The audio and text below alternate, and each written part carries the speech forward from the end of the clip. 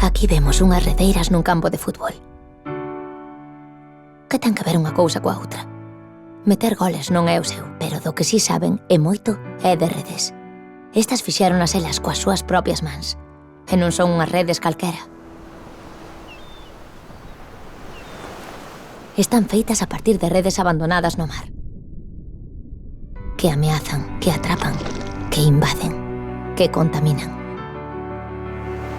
Para acabar con elas, unimos compromiso, innovación e, señoras, chamámolas redes vivas. E están inspiradas na tradición, a artesanía e a reciclaxe. Así damoslle ás redes abandonadas un novo destino, unha nova vida. Colocarémolas en centros deportivos de concellos por toda Galicia, para que máis de 5.000 deportistas do noso programa de deporte base as utilicen. E agora ten todo o sentido do planeta, non?